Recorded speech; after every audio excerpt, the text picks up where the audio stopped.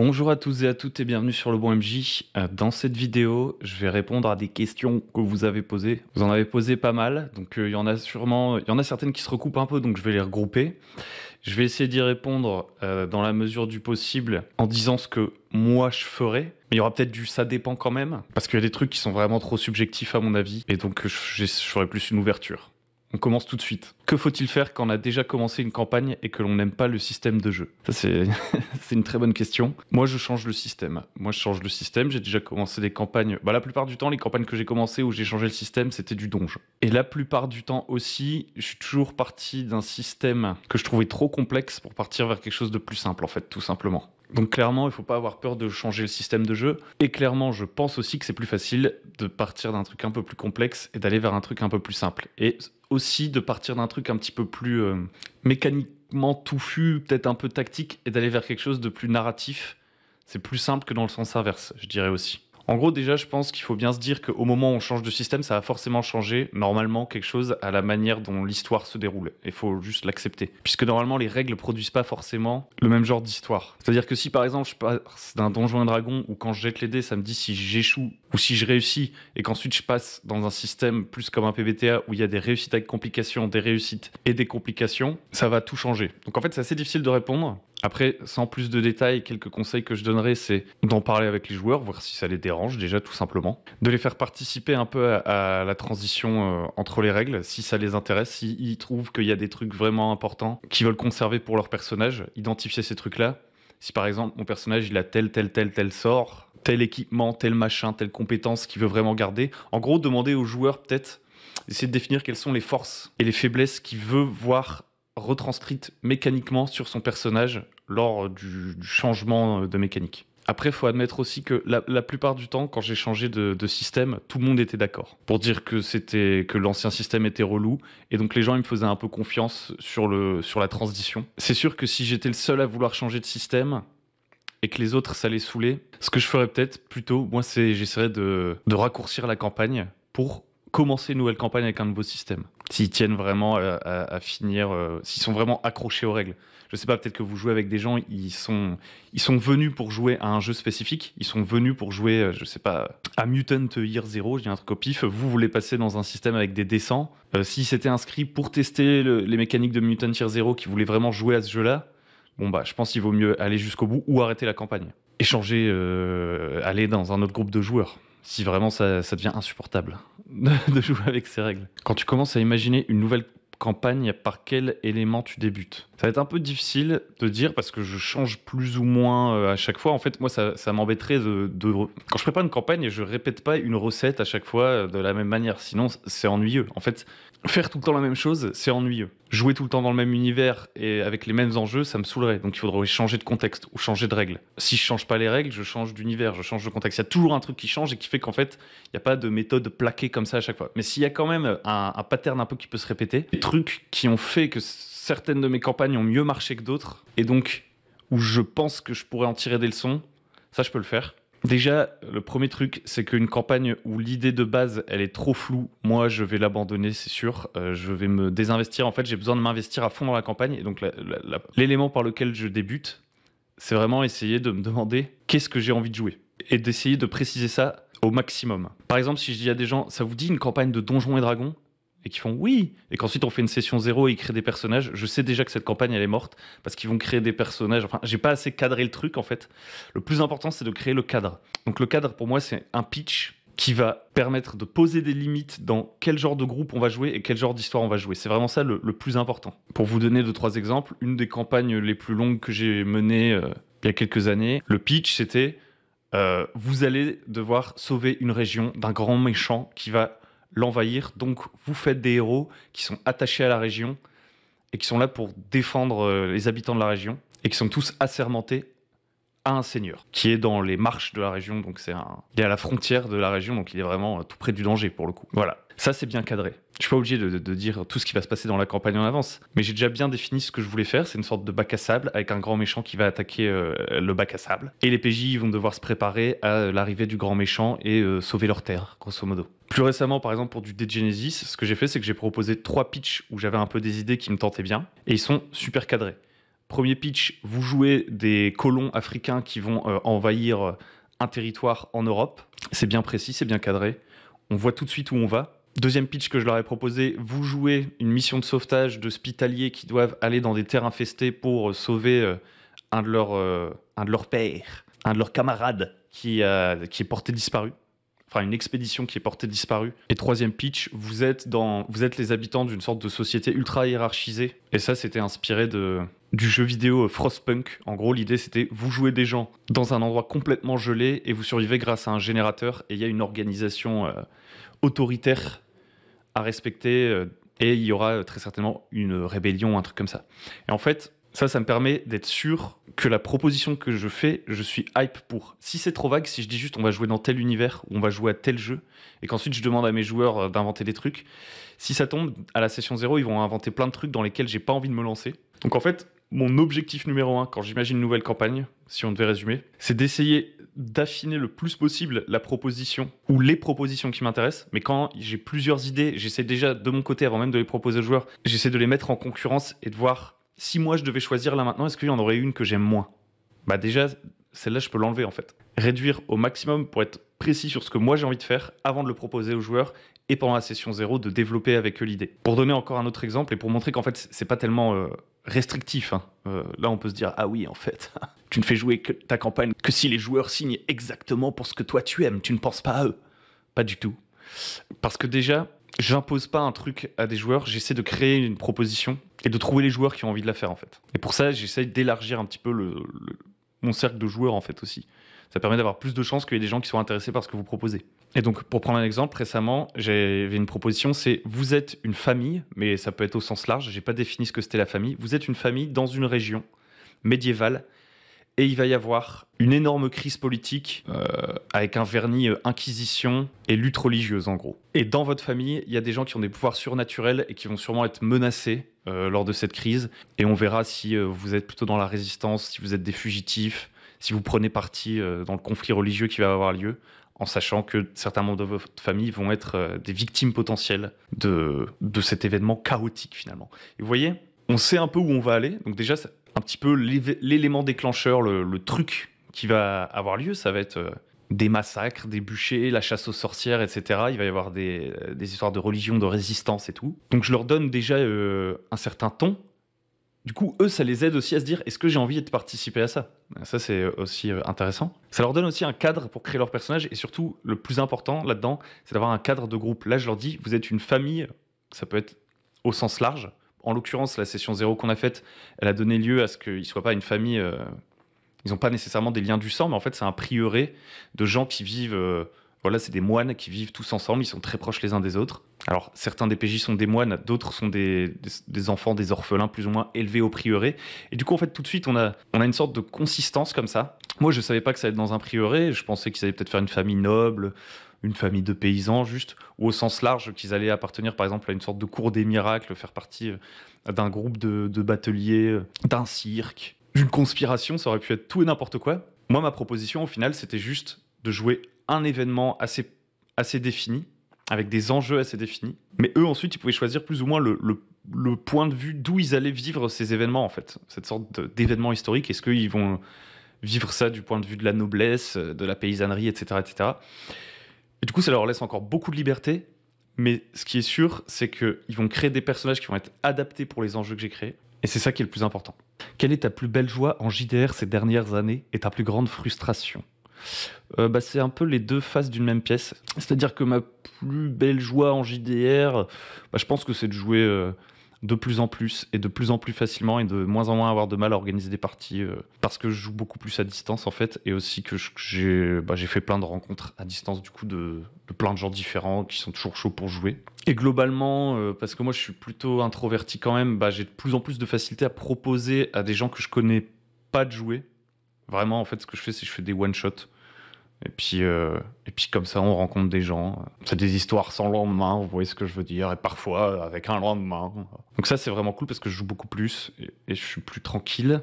Et du coup, l'autre face de la pièce, c'est que je joue beaucoup moins en physique qu'avant. Avant, je jouais vraiment avec mes potes. Et ça, c'est vraiment un truc qui change tout. Parce que quand vous jouez avec vos potes et que vous n'allez pas vers d'autres gens et que vous jouez pas avec d'autres personnes et que vous n'allez pas à plein de tables différentes et que vous rencontrez pas plein de gens différents en fait, vous êtes parfois un peu dans la suradaptation, je dirais. C'est-à-dire qu'il y a un peu un truc de rétention. Genre vous voulez absolument que votre groupe de potes il continue de fonctionner, vous mettez une méga responsabilité sur le fait que la partie elle soit vraiment bien pour pas décevoir vos potes, pour qu'ils aient envie de revenir, pour machin, pour truc. Un peu comme si vous étiez responsable un peu de tout. Et ça je peux le comprendre parce que pendant longtemps j'étais comme ça et en fait petit à petit je me suis rendu compte que c'était relou quoi. Maintenant, bon, je joue beaucoup moins avec mes potes et donc beaucoup moins en physique. J'embraye sur la deuxième question qui est plutôt présentielle ou plutôt distancielle. Bah aujourd'hui, je dirais kiff-kiff en fait en termes de... Ah, quoique, en vrai distanciel. En fait, j'aime quand même bien le distanciel. Je trouve que des fois, le fait qu'il n'y ait pas plein de monde et qu'il n'y ait pas plein de bruit parasite et qu'il n'y ait pas... qu'on soit obligé de... qu'on puisse pas parler en même temps, déjà, j'aime bien. On peut parler en même temps quand on est en présentiel. Ça apporte des choses différentes. Hein. Mais si je devais choisir l'un ou l'autre, je pense que maintenant, je préfère un peu distanciel pour le côté un peu plus détendu, le côté peut-être un peu plus hop, on lance la partie, hop, il n'y a pas de rangement à faire. Du coup, l'enjeu, il est moins gros. Avant, quand je jouais vraiment avec mes potes, c'était ils ont intérêt à être là, hein, parce que j'ai installé toute la table, j'ai tout prévu, etc. Et du coup, les quelques fois où il y en a un qui n'a pas pu venir à la dernière minute et tout, c'était ultra frustrant par rapport à du distanciel déjà. Et le distanciel, surtout, ça apporte la capacité d'avoir beaucoup plus de fréquences. Mais en vrai, c'est en termes, on va dire, purement de plaisir, une partie en présentiel ou en distanciel, pour moi c'est kiff-kiff, c'est pas la même chose. En présentiel, je vais mettre des figurines, des machins, des trucs. En distanciel, ça va peut-être être un peu plus immersif, mais ça va peut-être être un peu plus theater of the mind. Donc intrinsèquement, il n'y en a pas un que je préfère à l'autre en termes d'expérience, je pense. Peut-être un tout petit peu plus le distanciel. Par contre, en termes de faire du jeu de rôle au quotidien, bah, le distanciel, c'est largement au-dessus. Heureusement, malheureusement, je sais pas. Je pense que c'est assez difficile dans le monde dans lequel on est d'imaginer pouvoir jouer toutes les semaines avec les mêmes personnes qui sont tout le temps présentes en présentiel. En tout cas, là où je vis. Parce qu'il y a trop de distance à parcourir et tout. Donc bon, le distanciel, ça m'a permis de jouer beaucoup plus et du coup aussi d'entretenir beaucoup plus la flamme des campagnes parce que dès qu'il y a un gros écart entre des parties, ce qui arrivait souvent quand je jouais en présentiel, on perd un peu la flamme, on se démotive et on a envie de faire des nouveaux trucs. Moi, j'ai tout le temps envie de faire des parties de jeux de rôle et de préparer des trucs. Donc quand je sais que je joue pas avant un mois, ça me saoule en fait. Quand une campagne, je dois attendre un mois. Moi, je suis un peu quelqu'un de la dernière minute, donc j'aime bien qu'il y ait une partie toutes les semaines. Bref, penses-tu que les adaptations et rééditions étouffent les JDR originaux? Alors, je sais pas ce que ça veut dire les JDR originaux. Je pense qu'il y a plein de rééditions, de plus en plus de JDR originaux. Parce qu'il y a plein de vieux jeux de rôle, en fait, qui sont, on va dire, alternatifs, pas forcément des blockbusters qui sont réédités et tout ça. Donc, j'aurais peut-être pas fait une opposition entre réédition et originalité, en fait. On va dire que si originalité, ça veut dire c'est quelque chose de nouveau, du jamais vu, des trucs comme ça. Si c'est ça le sens derrière le mot, oui, sûrement que les adaptations et rééditions, notamment le fait qu'il y ait plein de jeux qui adaptent leurs règles à la 5e édition, par exemple, plutôt que de faire avancer leur gamme, je pense par exemple à Symbaroum, au lieu de faire avancer la gamme, ils ont décidé de faire une version 5e édition. Ça ralentit certains trucs, ouais. Après, moi, en fait, je suis quand même vachement bricoleur. Enfin, je sais pas comment dire, je dépends pas trop des... Enfin, je lis plein de jeux, plein de jeux auxquels je vais pas jouer et tout. Et au final, à ma table, au moment où on joue, c'est très très rare que je joue à un jeu, en fait, existant, tel quel. Je joue pas à une si grande variété de jeux que ça, en fait. Je joue souvent au même jeu ou à des jeux bricolés. Et comme je lis plutôt bien en anglais aussi, j'ai pas trop de limites en fait. Il y a trop de jeux de rôle en fait déjà pour moi, pour que je puisse tous les lire. Donc j'ai jamais l'impression de manquer quelque chose. Après, dans l'idée, étouffer les jeux de rôle originaux dans le sens ça les empêche de se développer sur le marché et tout. Peut-être. Je sais pas si c'est vraiment ça la cause. On peut aussi dire tout simplement qu'il y a une culture autour du jeu de rôle et qu'il y a une image autour du jeu de rôle et que la plupart des gens ils vont venir chercher dans le jeu de rôle ce qui est proposé par le jeu de rôle mainstream en fait de base. Donc c'est pour ça que les jeux de rôle, on va dire fantasy, science-fiction, d'aventure, machin truc, peut-être un peu plus classiques, ils ont des plus grosses parts de marché, donc une meilleure communication, donc ça leur permet d'avoir un cercle vertueux. Et donc c'est pour ça qu'il y en a plus, quoi. Des jeux plus alternatifs, tout ça, je pense que la plupart des gens, ils en connaissent pas l'existence. Et donc si ça aurait pu les attirer, leur donner envie de faire du jeu de rôle, de savoir qu'il y avait des jeux comme ça qui existaient, ils ont peut-être jamais l'opportunité de savoir que ça existe. Et donc les jeux alternatifs en question ne trouveront pas leur marché, etc., etc. Je ne mettrai pas toute la responsabilité sur les éditeurs, parce que finalement, les éditeurs, c'est aussi logique, je pense, qu'ils veuillent faire un retour sur investissement. C'est des entreprises, quoi. Combien de pièces dans un donjon? Combien de scènes faut-il prévoir pour une session? Comment créer une campagne et comment l'entretenir? Beaucoup de questions. Combien de pièces dans un donjon? Moi, je fais pas énormément de donjons. Je dirais déjà, ça dépend. Il y a plusieurs visions de c'est quoi un donjon en fait. En fait, il y a soit c'est un donjon mais où on n'est pas obligé de tout explorer, c'est juste une sorte de grande zone où les PJ vont un peu où ils veulent et ils font ce qu'ils veulent. Et dans ce cas-là, bah, je dirais peu importe la taille du donjon.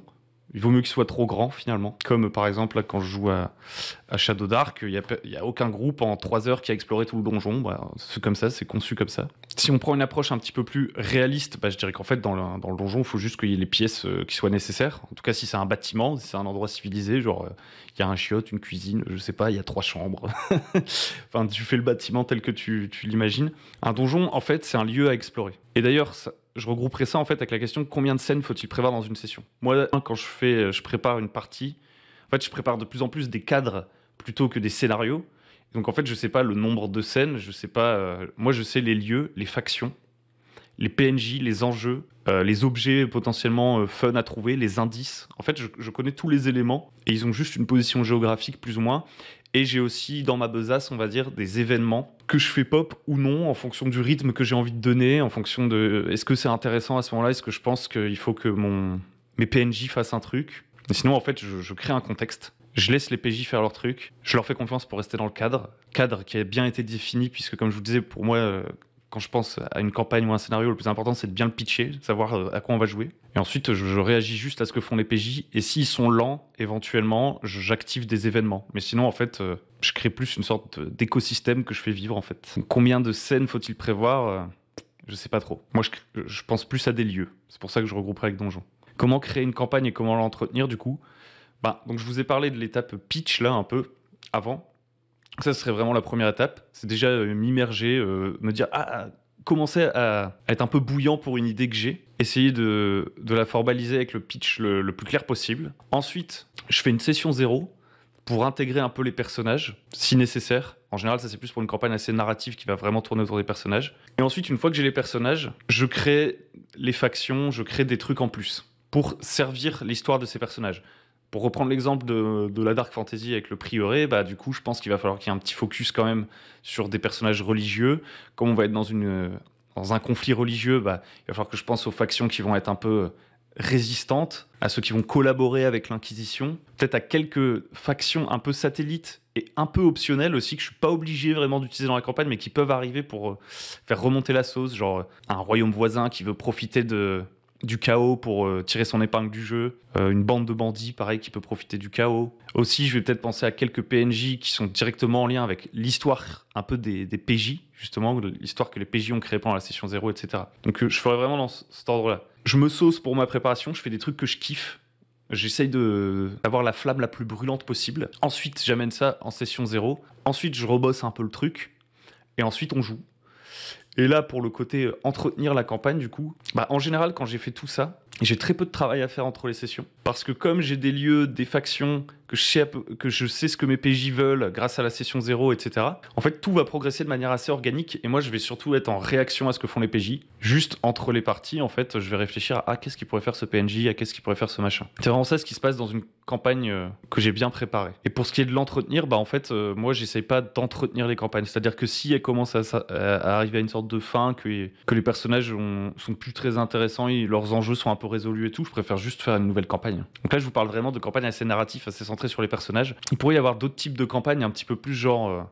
juste, vous êtes des aventuriers et vous faites des trucs. Mais j'ai pas fait beaucoup de campagnes comme ça. C'est un truc vers lequel je vais plus me diriger maintenant que j'ai trouvé un jeu que je trouve cool pour faire ça, c'est-à-dire Shadow Dark. Après avoir fait 3 one-shots, je pense que je kiffe bien les règles, que j'ai bien envie de faire un truc un peu vraiment je dirais pas un bac à sable parce que toutes mes campagnes sont bac à sable dans le sens où je pense que les PJ peuvent faire, ils ont beaucoup de liberté. Mais on va dire une campagne un peu plus open world où en fait l'histoire des personnages est moins intéressante que qu'est-ce que les joueurs ils ont envie de faire la prochaine fois, quoi. Je pense que ça va demander une préparation un peu différente. Je vais un peu plus l'expérimenter. J'aurais peut-être des trucs à vous dire là-dessus. Est-ce que tu as déjà lu une section pour les MJ d'un livre de JDR dont tu conseillerais la lecture à tous les MJ? J'en ai lu beaucoup. Il y a plein, je regarde là la liste, il y a pas mal de questions sur des livres que tu conseilles de lire. Donc je vais vous donner les livres qui je pense m'ont le plus apporté, ou les sources on va dire globalement qui m'ont le plus apporté. On va mettre plein de questions dans un même panier. Je pense déjà que lire des PBTA et Dungeon World, en l'occurrence, Dungeon World, même si c'est verbeux, même si au final, le jeu, je vais pas m'en servir tel quel, etc., ça a vraiment été un truc qui a switché un truc dans ma tête sur qu'est-ce qui rend les échecs intéressants, qu'est-ce qui rend une histoire intéressante. En gros, ça vient poser des mots sur des concepts narratifs qui sont un peu bottés en touche par d'autres jeux plus tactiques. Et moi, je suis pas forcément quelqu'un qui veut jouer que à du narratif, mais je suis pas non plus quelqu'un qui a envie de jouer à du pur tactique, un pur truc où en fait... Enfin, j'aime bien qu'il y ait une histoire, j'aime bien avoir le beurre et l'argent du beurre, vous voyez ce que je veux dire? Et je trouve que Dungeon World, dedans, vous allez trouver des concepts que vous pourrez utiliser dans tous vos autres jeux de rôle pour les beurrer un peu, justement. Ensuite, moi, j'aime énormément Runehammer, et donc globalement sa chaîne YouTube, son approche assez pratique du jeu de rôle, et aussi le fait de suivre, même plus globalement, en fait, des gens qui créent du contenu autour du jeu de rôle. Alors déjà, j'aime pas le terme créer du contenu. Je sais pas comment dire. C'est beaucoup des Américains, on va pas se le cacher. Donc il y a Runehammer, Dungeon Craft, Questing Beast qui viennent en tête pour moi. Donc plutôt du D&D. Hein. Je regarde pas tellement d'actual play. Avant, j'en regardais un peu, mais c'était plus un truc par procuration. Les actual play, je trouve que j'apprends pas... Enfin, j'ai pas l'impression que ça me nourrisse énormément. C'est trop... J'ai l'impression d'apprendre plus de choses en regardant un film ou une série qu'en regardant un actual play, en fait, sur comment gérer une partie de jeu de rôle. Ou en tout cas, comment créer une narration que je trouve intéressante. Parce qu'en fait, l'actual play, le rythme, il est un peu trop lent, en fait. Et ça reflète pas beaucoup ni ce que j'ai envie de faire à ma table, ni ce que mes joueurs ont envie de faire à ma table aussi, je pense. Et je suis un peu en train de me perdre, c'est pas ça la question.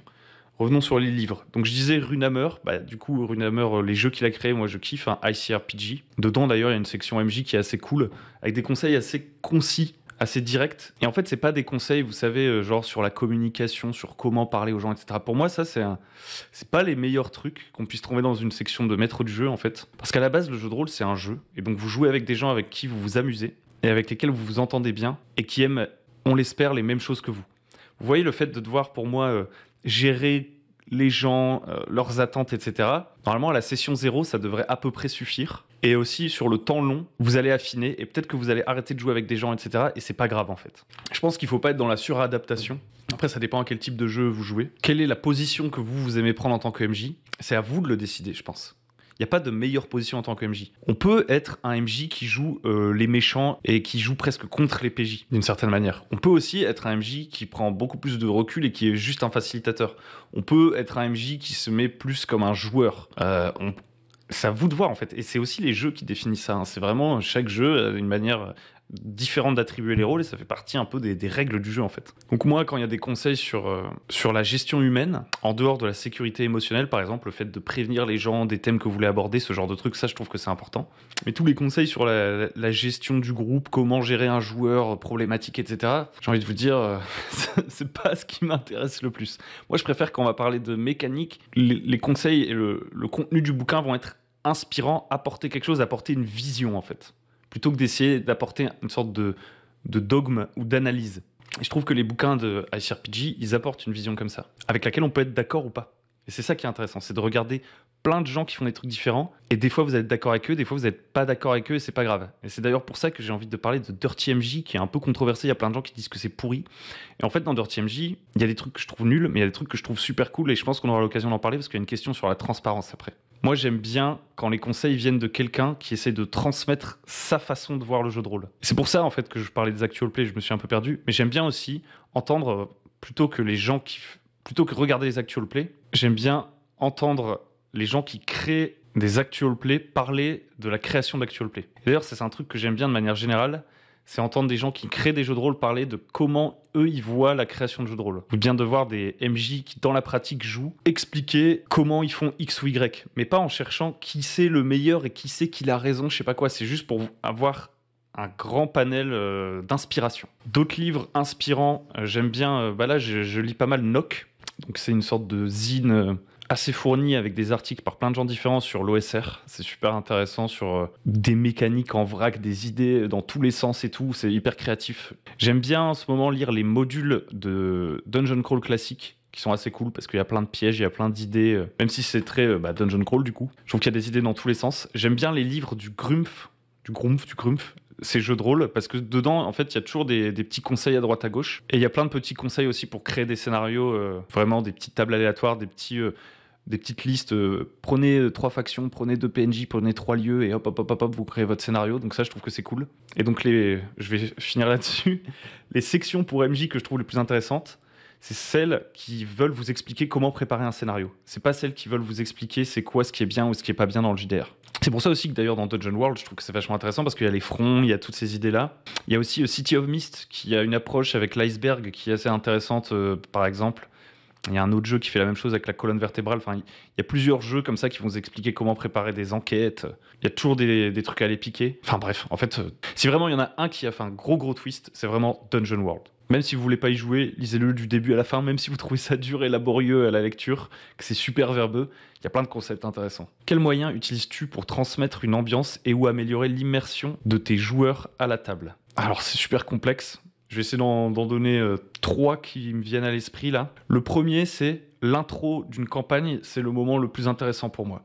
Je contextualise chaque personnage dans un truc de son quotidien, ou dans un rêve, ou dans un machin. J'essaie toujours que mon intro, elle soit bien prête. Par exemple, dans ma campagne de Genesis, on commence par le cauchemar du capitaine du bateau. Cauchemar qui fait du foreshadowing pour son destin tragique. Donc, il y a un lion qui le poursuit. Le lion, ça symbolise le fait qu'il est traqué. Enfin, bref. Et il se réveille, et le bateau, il est au bord d'une île, et ensuite, j'envoie la caméra, entre guillemets, sans citer le mot caméra. Mais en gros, je switch la scène et hop, on est sur un autre personnage qui est en train de faire un truc. Et un par un, je les mets dans des situations où ils peuvent tout de suite se mettre à roleplay, ils sont en train de faire un truc. Donc c'est une media res en fait. C'est du in media res, mais j'aime pas les mettre in media res dans une situation où ils doivent tout de suite communiquer entre eux. J'aime bien leur créer une scène d'introduction pour que chacun il ait l'opportunité de poser un peu qui est son personnage sans qu'il y ait les autres qui viennent... qu'il y ait tout de suite un dialogue entre les personnages. Ça permet aussi à chacun de voir un petit peu comment l'autre roleplay, est-ce qu'il parle de lui à la 3e personne, est-ce qu'il parle de ceci, est-ce que machin est un peu plus timide et tout. De voilà, on peut un peu se renifler comme ça. Et j'aime bien faire une intro comme ça. Ensuite, pour l'immersion, j'aime bien, dans la mesure du possible, et si les joueurs jouent le jeu, me retirer quand ils sont en train de parler entre eux pendant un moment, et pas être trop intrusif. Des fois, on peut avoir l'impression que pour l'immersion, il faut qu'il y ait tout le temps qu'il se passe des trucs, être très actif en tant que maître du jeu. Et je pense que pour que l'immersion fonctionne bien, il faut savoir gérer le rythme. En gros, vous, en tant que MJ, vous pouvez faire beaucoup évoluer la situation en décrivant des choses qui se passent, des événements, des trucs à droite, à gauche, en interrompant vos PJ. Moi, j'aime bien prendre du recul quand, par exemple, ils sont tous ensemble, qu'ils aient le temps d'un peu discuter. Enfin, c'est difficile de mettre des mots là-dessus. En fait, pour moi, l'immersion, elle vient vachement du rythme. Et de quand est-ce que vous faites des descriptions et de quand est-ce que vous déclenchez des événements. Et je dirais que pour terminer là-dessus, parce que c'est assez flou et en fait, il y a plein de trucs différents qui pourraient être dits. Un truc que je trouve quand même assez important, c'est qu'il ne faut pas faire trop de descriptions. Il faut faire des descriptions en réaction à ce que font les PJ. Par exemple, quand il y a une pièce, j'essaie d'éviter de décrire toute la pièce pendant 3 heures. Parce qu'en fait, ça va vachement ralentir l'expérience. Alors que si je décris la scène assez globalement, sans vouloir en faire des caisses, mais qu'à chaque fois que le PJ fait une action, il s'approche d'un objet, il s'approche d'un truc, je décris une réaction d'un petit PNJ dans le coin de la pièce. Par exemple, le PJ dit « je m'approche du roi », je veux dire, tu vois que le garde à côté de lui relève un peu les épaules, raffermit sa poigne sur sa hallebarde. Petite description, je relance la balle au joueur. En fait, je pense beaucoup en tant que caméra. Je sais pas comment dire. Moi, je m'imagine la scène et j'imagine dans un film ce qu'on verrait. Est-ce qu'il y aura ce PNJ qui va faire une petite réaction? Est-ce que quand on va approcher d'un objet, on va en voir un tout petit peu plus les détails alors que de loin on voyait pas grand-chose? C'est vraiment comme ça que je vois le truc. C'est comme ça que je m'image la partie pour la décrire et je pense que c'est assez immersif. Il faudrait demander à mes joueurs. Hein. Comment inciter un joueur timide à participer dans un groupe où les autres joueurs sont assez expansifs? Alors déjà, je pense qu'un joueur timide, il n'a pas obligatoirement envie de participer beaucoup. Donc, faut pas le forcer. Je pense qu'il faut lui laisser du temps, ça c'est une première chose. Il faut lui laisser du temps pour s'adapter, notamment s'il est dans un groupe de personnes qu'il connaît pas bien. Il faut lui tendre des perches et c'est à lui de voir s'il est saisi ou pas. Il faut pas hésiter de temps en temps, s'il est trop long à prendre une décision, quand on est timide, ça veut pas dire qu'on est forcément hésitant. J'ai mis un peu les deux dans le même panier, c'est pas forcément le cas. S'il est un peu hésitant, à passer à un autre joueur, lui dire je reviens vers toi, t'as qu'à réfléchir un petit peu à ce que tu veux faire et revenir vers lui plus tard. Pour lui montrer aussi que c'est important de garder du rythme. Parce qu'en gros, vous pouvez pas rendre une personne timide non timide, déjà. Vous pouvez pas rendre une personne expansive non expansive. Vous pouvez pas changer les gens avec qui vous jouez, c'est pas votre objectif. Vous essayez juste de donner des opportunités de parler à tout le monde, donc vous faites des tours de table, c'est vraiment ça, et vous tendez des perches. Si par contre vous, ça vous gêne qu'il y ait un joueur qui participe pas, vous pouvez lui demander pourquoi il participe pas. Peut-être qu'il va vous rassurer en vous disant qu'il kiffe la partie et qu'il n'y a pas de souci. Et dans ce cas-là, si ce qui vous inquiétez vous, c'était qu'il s'ennuie ou je sais pas, bah il vous rassure. Et si vous aimez pas qu'il y ait un joueur qui fasse rien, vraiment, et ben vous pouvez tout simplement décider d'arrêter avec ce joueur. Créer un groupe et que vous avez envie que chaque personnage brille, etc. Et qu'il y en a un, il est censé incarner un rôle assez important dans le groupe et en fait il fait jamais rien. Et que vous, ça vous gêne en termes, on va dire, de performance dans la partie. Et ben vous pouvez arrêter de jouer avec ce joueur. C'est pas grave. Vous n'allez pas le blâmer, l'insulter, lui dire bouge-toi le cul maintenant. Mais vous n'êtes pas obligé de jouer avec tous les gens du monde. Tant que ça se fait dans le respect, vous pouvez vous séparer des joueurs, quoi. Parce que je peux comprendre qu'on ait envie de jouer en performance. Ça, c'est pas forcément un objectif dans l'absolu. Je peux comprendre qu'on aime bien qu'à la fin de la partie, chaque personnage, il est brillé, qu'il est dialogué et tout. Que ce soit un objectif qui est poursuivi, mais dans ce cas-là, je pense pas qu'il faut essayer de coacher ou je sais pas quoi, de changer son joueur. Le joueur, il fait ce qu'il veut, tant que, de la même manière, il respecte les autres. Et du coup, là, il y a une autre question qui est qu'est-ce qu'un bon joueur pour un MJ ? Moi, un bon joueur, c'est quelqu'un qui respecte le cadre et qui fait des efforts pour le respecter, tout simplement. Si on fait un petit one-shot sans se prendre la tête, on dit ok, on va faire un donjon avec des gens que je connais pas et tout, franchement, j'ai pas d'attente particulière vis-à-vis des joueurs, et s'il y en a un qui fait des blagues, machin et tout, je m'en fous. Qui casse un peu l'ambiance, peut-être que je ne rejouerai jamais avec lui, etc. Par contre, une fois qu'on est dans une campagne, en gros, il y a un cadre. Alors des fois, le cadre est mal fait, et du coup, on part un peu dans toutes les directions. Ça arrive. Et dans ce cas-là, on en discute d'une partie sur l'autre. En gros, pour moi, le bon joueur, c'est juste celui qui essaie de jouer le jeu, quoi, qui essaie de respecter le cadre et qui fait pas exprès d'en sortir pour embêter les autres, et que quand on lui dit est-ce que tu pourrais faire ci, est-ce que tu pourrais faire ça, que les autres lui font des remarques, il essaye de les prendre en compte sans forcément les respecter à la lettre, parce que chacun peut aussi apporter un peu sa pierre à l'édifice à la partie. Enfin, il n'y a pas de dosage parfait de X ou Y, il n'y a jamais de compromis total où tout le monde est parfaitement raccord. Ça n'existe pas en fait. Donc qu'est-ce qu'un bon joueur ? Je sais pas.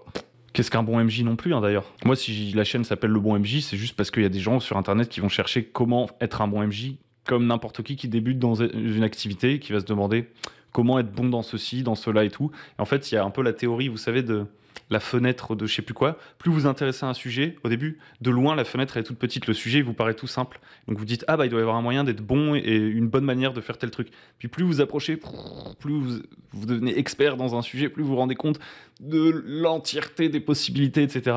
Et de la relativité de pas mal de choses. Donc là, c'est le moment où vous pouvez complètement vous perdre. Au début, vous vouliez juste être un bon MJ, donc vous avez tapé comment être un bon MJ. Comme moi, je vais dire comment faire bien cuire les pâtes.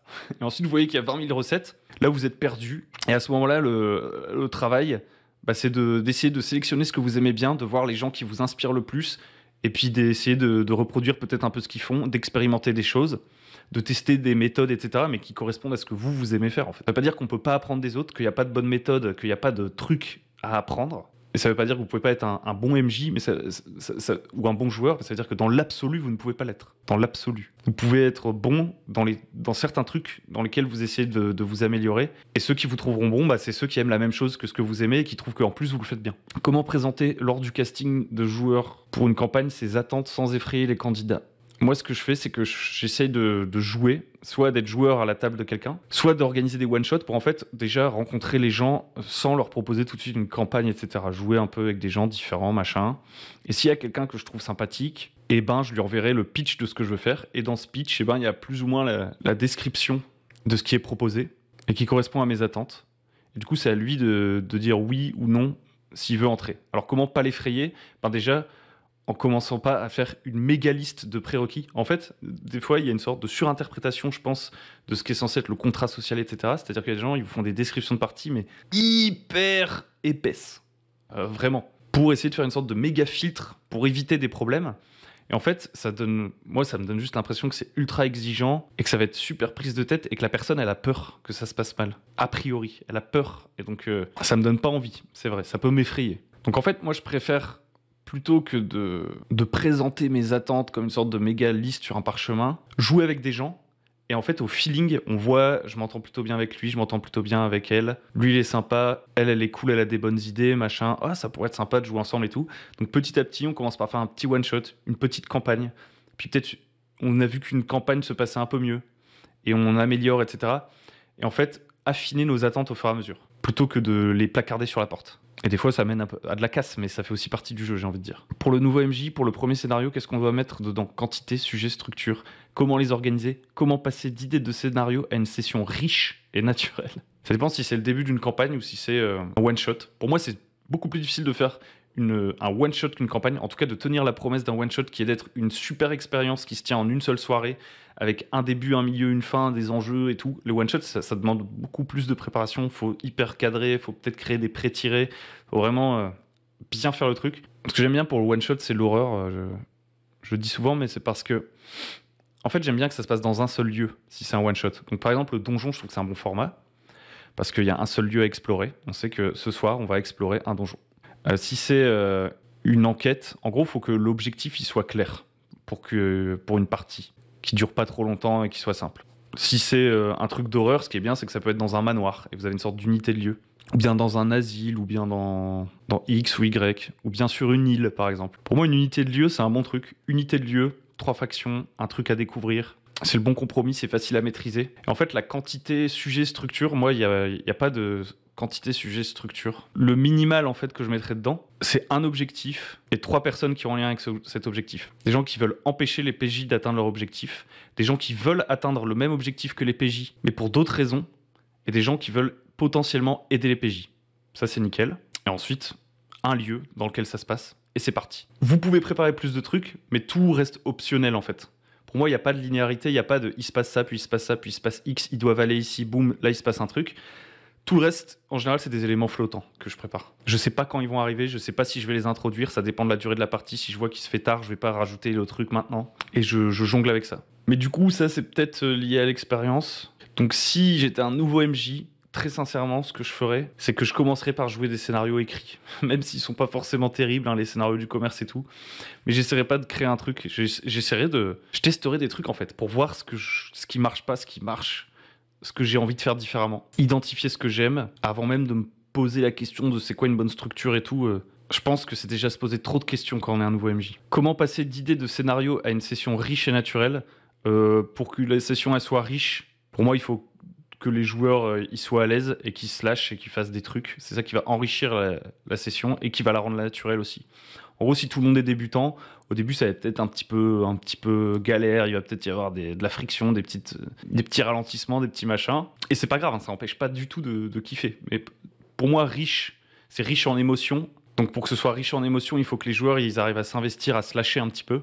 Et pour que la conversation soit naturelle, il faut que chacun ait déjà pris un petit peu l'habitude de comment ça fonctionne une partie de jeu de rôle. Et déjà aussi, plus les joueurs vont jouer ensemble et plus les conversations vont se faire naturellement aussi. Donc je pense que tout ça, c'est vraiment des trucs qui viennent avec le temps pour le coup. Et l'habitude de jouer avec certaines personnes. Ce qui n'empêche pas parfois d'avoir une sorte de moment de grâce où on tombe sur quelqu'un qui joue comme nous, qui a les mêmes attentes que nous, ça fit complètement et c'est naturel dès le début. Ça peut aussi arriver. Comment gères-tu un ou des joueurs qui sont opposés au reste du groupe de manière secrète ou ouverte? Un traître, un espion. Les raisons sont diverses, mais une opposition claire finit par apparaître. Et en cas de situation de non-retour, comment arbitres-tu la mort? Changement de perso, bannissement d'un des camps. Alors j'ai fait des erreurs à propos de ça par le passé. Il y a une campagne où il y avait un PJ. En fait, même récemment, je l'ai refait. J'ai refait la même erreur, c'est ça le pire. Parfois, il faut faire des erreurs, tout simplement. Il y avait des personnages qui avaient des agendas secrets, des objectifs secrets, et on l'a pas joué en transparence. Et pour moi, ça crée à chaque fois que des problèmes. Alors, il y a peut-être des gens qui kiffent et tout, chacun son kiff. Peut-être des gens qui font ça bien, qui apprécient aussi que les autres leur cachent des trucs et tout. Mais moi, j'aime pas du tout jouer comme ça. Je préfère largement l'ironie dramatique, qui consiste à dire que s'il y a un traître, s'il y a un espion, s'il y a un machin, tout le monde le sait.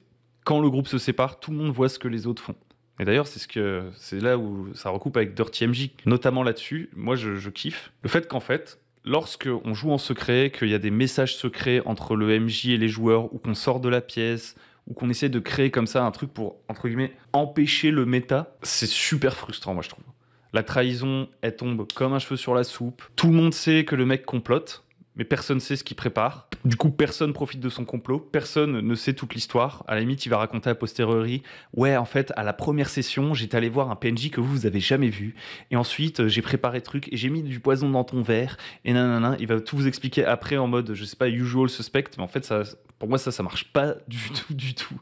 Je préfère largement l'ironie dramatique et avoir des joueurs matures et qui sont capables de faire la différence entre ce que savent leurs personnages et ce que eux savent. Je trouve que c'est pas du tout difficile. Des fois on dit ouais, c'est difficile et tout, mais c'est pas du tout difficile. Si vous trouvez ça difficile, expliquez-moi pourquoi vous trouvez ça difficile. Moi je comprends pas. Je trouve ça largement mieux parce que du coup, en fait, quand les joueurs ils sont pas dans la scène du PJ comploteur, du PJ traître, du PJ espion, du PJ machin, ils se mettent un peu en spectateur de la scène qui est jouée par l'autre et comme ça on split le groupe et c'est pas grave et on profite de la scène que joue l'autre et on se dit ah l'enfoiré et tout. Et en plus ça crée une sorte de jeu marrant où quand le traître il revient, et ben il fait ah mes amis et tous les autres ils font ah t'es vraiment mon frère, tu es la seule personne à qui je peux faire confiance et tout, et ça crée cette ironie qui quand on est au cinéma et qu'on voit je sais pas dans Game of Thrones les mecs qui se tirent dans les pattes mais qui ensuite sont focus, se mentent et tout et qu'on le voit, c'est carrément plus cool que la trahison de dernière minute qui tombe comme un cheveu sur la soupe. Donc déjà la transparence, moi je trouve que c'est trop bien. Maintenant le moment où il y a le PVP, donc le conflit, moi une manière que j'aime bien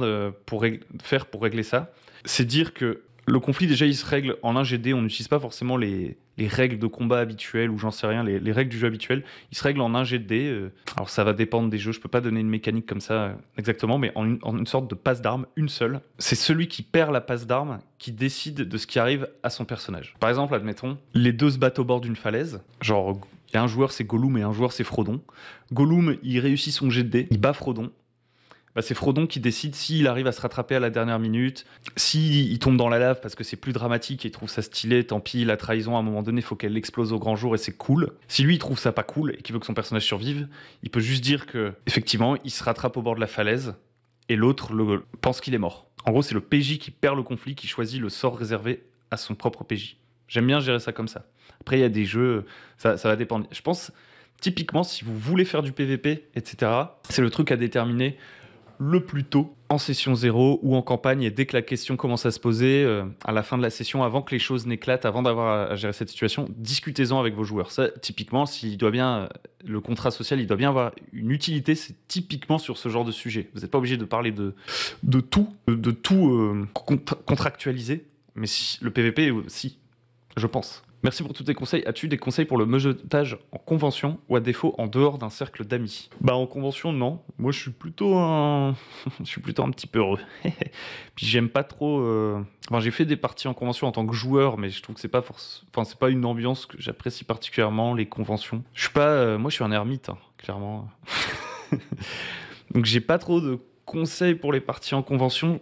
D'un point de vue joueur, qu'est-ce que j'ai eu comme mauvaise expérience en étant joueur dans des conventions? Soit le MJ veut absolument utiliser toutes les règles et veut expliquer toutes les règles avant qu'on commence de jouer, et donc on perd plein de temps, donc ça je pense qu'il faut pas le faire, il faut trouver faut soit simplifier les règles, soit, plutôt essayer de préparer pour faire en sorte qu'on découvre les règles en jouant. Donc je sais pas quelle est la faisabilité avec des jeux hyper complexes. Un autre truc, je pense qu'il faut pas expliquer tout l'univers, etc. Je pense que c'est pas mal d'avoir une table avec des illustrations assez évocatrices, un pitch sympa, peut-être un petit présentoir, j'en sais rien, s'il faut faire des inscriptions et tout, avoir une sorte de petit panneau publicitaire un peu stylé qui explique ce que c'est et tout. Et qu'ensuite à la table on explique vite fait ce que c'est, puis on entre dans l'action, quoi. Parce qu'en fait en convention, ce qui est énervant, c'est quand, enfin moi j'ai trouvé quand j'en ai fait, c'est quand on arrive que le MJ parle pendant très très longtemps, qu'on est déjà fatigué parce qu'on est en convention, que peut-être on s'était inscrit à un autre truc après, qu'on voulait faire plusieurs choses dans la convention, qu'en fait la partie elle nous prend tout notre temps. Et je pense qu'il faut faire des tours de table et tout. Et encore une fois, il faut bien pitcher le truc parce que voilà, il y a peut-être des gens qui n'ont pas envie de se faire peur, donc il ne faut pas faire de l'horreur. Enfin, faut faire un peu attention à la sécurité de chacun quand même. Pas être une enflure, quoi. Et en dehors d'un cercle d'amis, je pense que j'en ai pas mal parlé avant. Moi, c'est vraiment one shot. Puis si on s'entend bien, en fait, que le courant passe, mais comme avec des potes, etc. En fait, je peux pas vous donner des conseils sur comment se faire des potes et tout. Hein. Moi, j'ai pas tellement de potes. Prendre contact tranquillement avec un one shot, comme je disais avant, je sais pas si ça peut t'aider. Comment gérer l'échec des joueurs, non pas vis-à-vis des lancers de dés, mais par la narration, vis-à-vis de leur mauvais choix face à une situation. Je sais pas ce que tu entends par mauvais choix. Je vais essayer de prendre plusieurs situations où je pense qu'il y a des mauvais choix. il y a le mauvais choix tactique. Genre, je fais une erreur dans un combat et tout, parce qu'on est dans un jeu tactique et tout. Tant pis, j'apprendrai de mon erreur. C'est ça qui est fun. J'apprendrai de mon erreur, la prochaine fois, j'essaierai de faire une meilleure stratégie. Peut-être mon personnage, il va mourir, c'est pas grave. Donc, on va dire qu'il y a les erreurs qui amènent à la mort du personnage, entre guillemets. Pour moi, si on est parti dès le départ dans le postulat qu'on jouait à un jeu où on peut mourir et tout, on joue les conséquences à fond, on meurt. Ensuite, il y a le mauvais choix, on va dire, rater les indices, etc. dans les enquêtes. Ça, c'est un autre truc qui peut un peu tout niquer. Genre, rater des informations. Moi, je donne les infos. Je donne les infos. Souvent, c'est des trucs flottants. C'est un peu comme les jets de perception, les jets de trouver objets cachés, etc. On dit souvent, et je suis assez d'accord que c'est pas une hyper bonne mécanique. Qu'en gros, les informations capitales, tu dois pas pouvoir les rater. Si tu cherches pas au bon endroit, tu perds du temps. Si tu rates un jet de perception, tu perds du temps, mais tu rates pas l'information. Peut-être que le fait de chercher pendant trop longtemps, ça va entraîner le fait qu'il y ait un garde qui arrive et que ça va déclencher un combat, que ça va créer des complications. En gros, quand les joueurs ils ratent des éléments vraiment importants, ils cherchent pas au bon endroit, tu leur compliques la vie, mais tu finis par leur donner l'information qui leur permet de mieux comprendre ce qui se passe et d'avancer. Moi, je trouve que c'est globalement, c'est une règle générale. Après, il y a toujours des exceptions, des machins, des trucs. Voilà pour ce qui est indice et tout. Ensuite, pour ce qui est des mauvais choix moraux, en fait, là, ça dépend du cadre. Pour moi, un joueur qui fait des mauvais choix, genre « Ah, je décide de brûler l'auberge », alors qu'on a dit qu'on jouait des héros, ou qui dit « Ah, je vais attaquer des gens, voler des gens, séquestrer des gens », qui joue à GTA alors qu'on essaie de faire un truc un peu cool. Pour moi, ça, c'est un problème de joueur. Il faut en parler directement avec lui si ça fait chier tout le monde. Et ensuite, s'ils font les mauvais choix, on va dire, stratégiques, qui s'allient avec le méchant, qui se rendent pas compte que le méchant, c'est le méchant, etc., il faut y aller à fond. Il faut vraiment que, sinon, les actes aient des conséquences. Et j'éviterai, par-dessus tout, d'essayer pour contrecarrer, entre guillemets, un joueur qui fait des choix, on va dire, chaotiques, genre brûler l'auberge machin, etc. J'éviterai de juste lui faire subir les conséquences pour qu'il en tire une leçon, en fait. En fait, ça dépend. On peut brûler l'auberge, on peut voler des gens, on peut séquestrer des gens, on peut utiliser la manière forte dans un jeu où on a une moralité toute relative. En fait, c'est tant que c'est cohérent avec le personnage. Quand le joueur il commence à faire des trucs qui sont complètement incohérents avec son personnage, c'est-à-dire qu'il oublie complètement une information. Ça peut aussi être ça, faire des mauvais choix. Savoir oublier des informations qui nous auraient permis de faire un choix un peu plus pertinent. Quand il y a un joueur, il dit j'attaque ce mec, il avait oublié que c'était le roi. Je prends un exemple vraiment débile. Vous pouvez lui dire t'es sûr, c'est le roi. Voilà, comme ça pour qu'il puisse prendre des décisions en connaissance de cause. Donc ouais, je vérifierai quand le joueur il fait vraiment une mauvaise action, plutôt une action qui le met en danger, qu'il a bien compris que c'était dangereux ou qu'il est au courant à peu près des conséquences que ça va avoir, dans une certaine mesure. Je suis pas obligé de lui dire exactement ce qui va se passer après, mais je peux lui dire t'es sûr, tu prends un risque là, ça pourrait mal tourner. C'est suffisant. Et en gros, là où je dirais au joueur c'est pas ça qu'il fallait faire, c'est seulement quand il est en totale incohérence avec son personnage. C'est genre je suis un aventurier et en fait, tout ce que je fais, c'est voler les gens dans les auberges. On a dit qu'on était des aventuriers, pas des bandits à la petite semaine. Tu m'as dit que tu étais un chevalier en quête d'honneur, etc. et tu ne vas sauver personne. À chaque fois que je te tends une perche, il y a quelqu'un en danger, etc. tu dis non, je m'en fous. C'est un peu moins gênant que le truc que je crame l'auberge, on va dire. Mais au bout de 2-3 sessions, je peux te demander t'es sûr que tu voulais jouer le chevalier qui sauve la veuve et l'orphelin du coup? Enfin, je trouve que c'est un peu bizarre ce que tu fais. Juste poser la question. Et finalement, il y avait une autre question, c'est, pour terminer, as-tu comme projet de publier sur ta chaîne tes parties, qu'elles soient en distanciel ou en présentiel? Non. Tout le monde me le demande. Déjà, moi, je joue vraiment pas au jeu de rôle pour un public. Je pense que ça changerait beaucoup de choses. Dans ma manière de jouer, j'aime bien quand je joue, en fait, profiter à fond de l'expérience et le fait de savoir que je suis filmé et tout, je kiffe un peu moins. Même en tant que joueur, quand il y a des gens qui m'invitent pour faire des actual play et tout, de temps en temps, je dis oui parce que j'ai vraiment envie de tester un truc, j'ai envie d'ouvrir un peu aussi mon cercle de gens avec qui je joue, de tester des trucs. Mais vraiment, je préfère largement l'intimité de la partie. Donc, c'est pas du tout au programme. Je trouve aussi que c'est pas du tout un...